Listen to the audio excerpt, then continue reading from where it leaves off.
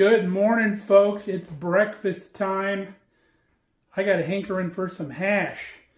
We're going to make some this morning. We'll show you how to make it. It's really simple. Stick around.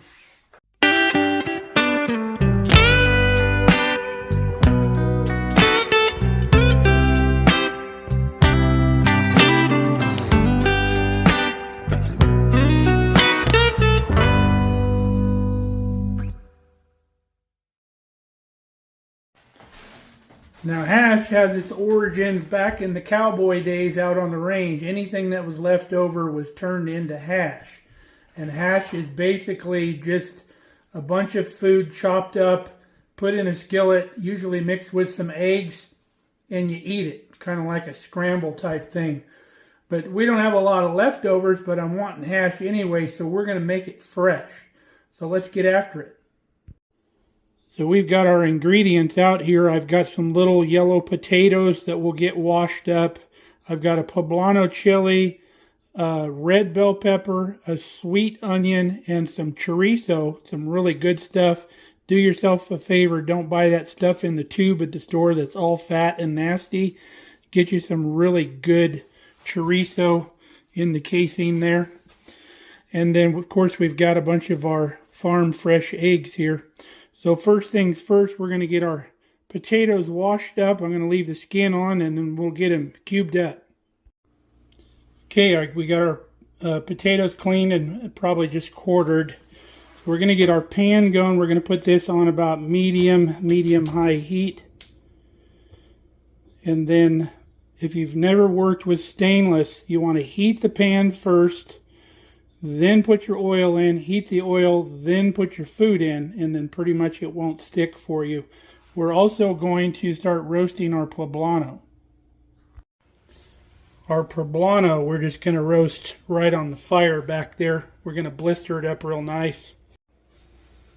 All right, our pan here is nice and warm. So we're going to go in with probably about 2 or 3 tablespoons of olive oil.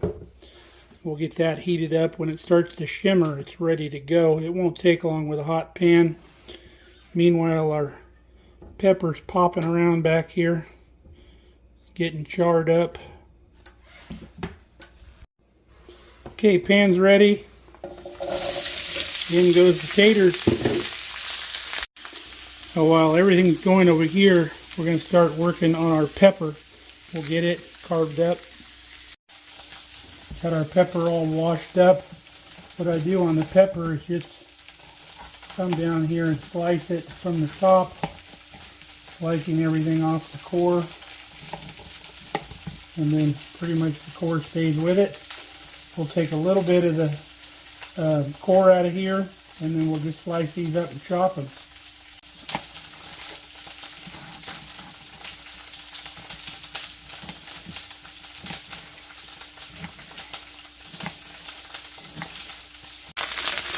You can see how our potatoes aren't sticking because we heated our pan up correctly. Okay, our pepper is sufficiently charred. We pulled it off of the fire. We're going to throw it right here in a quart Ziploc bag. We're going to let it steam. And then we'll peel it here in a little bit. Got our onions and our peppers chopped. Okay, our potatoes are getting some color on them, so we're going to go ahead and add our onions and peppers to the mix. I use the whole sweet onion because I love onion, and onion really makes the flavor of this dish. Now, one of my favorite things is corned beef hash when I have corned beef left over, like after St. Patrick's Day. But like up at deer camp, the supper the night before, we would actually cook a corned beef the same time we were cooking supper, and then we would cool the corned beef off, put it in the cooler, and then the next morning we'd cube up that corned beef and make corned beef hash with some frozen hash browns and some onions. Cannot beat that. Have a nice over easy egg on top of that. Amazing breakfast. Okay, I think our poblano is ready to skin. These are the same peppers I make my chili rellenos with and do the same process. We always skin them, otherwise the skin gets really tough.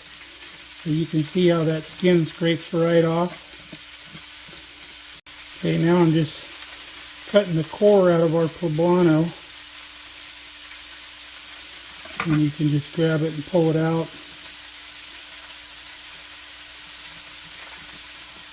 Ooh, hot.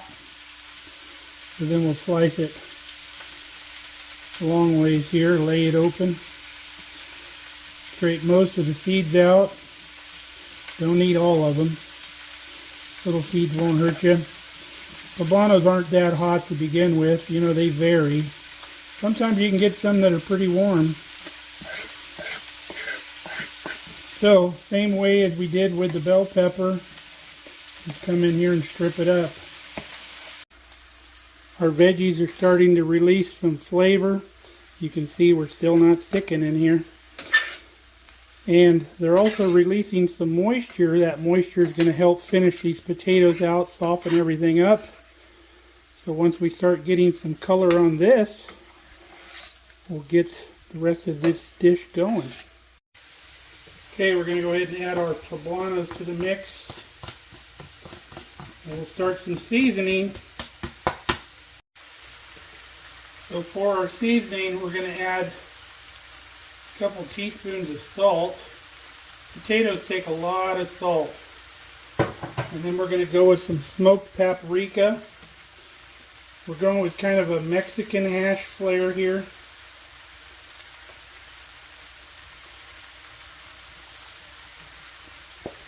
Then we're going to go with some ground cumin.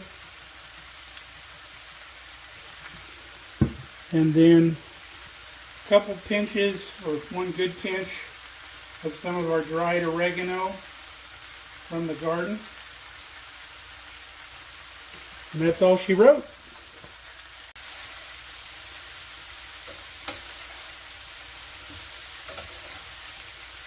Going to take our chorizo. We're going to remove the casings from the chorizo because we're not going to eat it whole. Just peel that casing right off of there.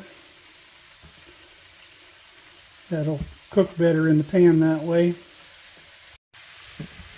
So we're going to add our chorizo now. What I'm going to do, create a well right in the middle here.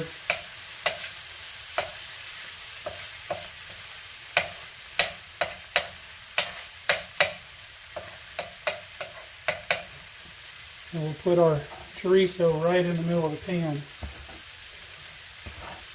Get it cooking.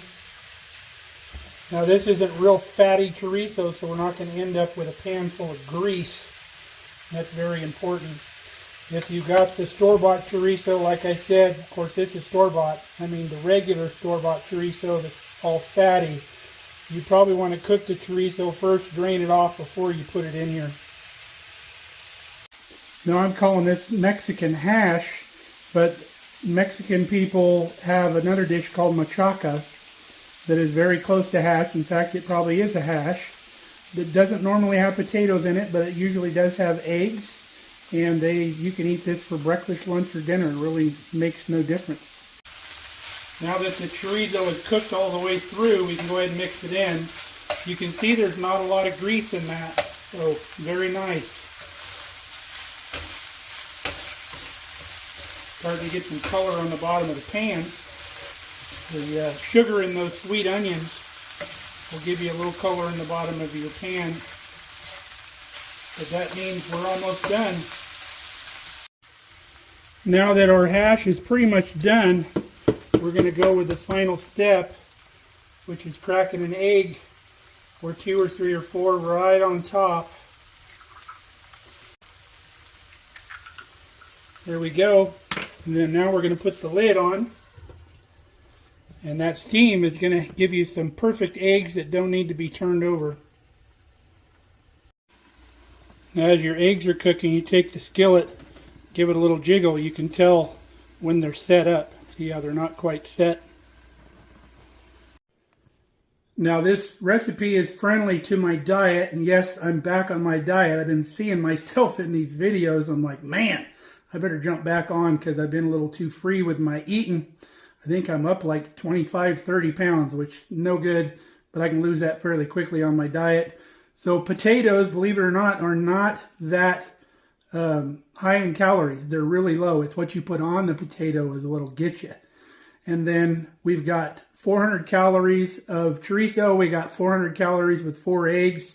The vegetables aren't much. The olive oil, about 100 calories per teaspoon. So breaking this up into 4 servings, I'm about 400 calories per serving, which is perfect for my diet. All right, you can see how our yolks have skinned over a little bit. There's still yolk in those. We don't want to cook the yolks all the way through. Wouldn't it have been nice if I got all those eggs just perfectly in the pan? Nothing's ever perfect. So fire's off. This stuff's ready to go. All right, we got everything plated up. Do yourself a favor, once you've got everything out of your skillet, dump a little cool water in there while the pan's still hot. And that pan will be squeaky, shiny clean when you're done. We've got our 3 make-ahead meals here. We can eat those whenever, breakfast, lunch, or dinner. And then we got today's. I'm going to get a little bit of my habanero hot sauce on there. And we'll be good to go. Cannot wait to dig in. Break our yolks.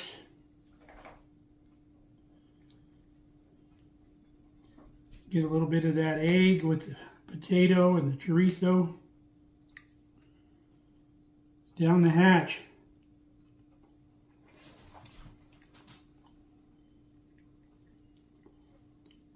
Boy, sometimes when you eat stuff, it just warms you all the way through. You can't beat this, and it's so easy to make one skillet meal.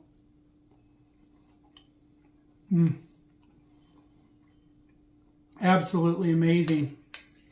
Wish you could smell it in here right now.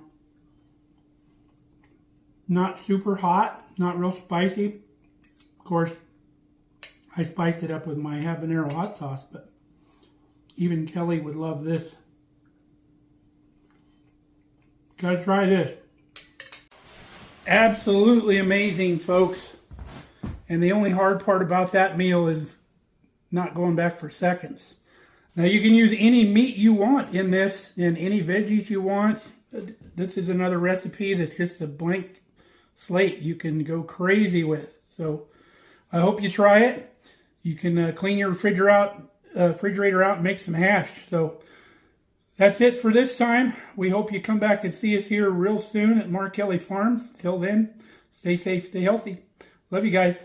See ya.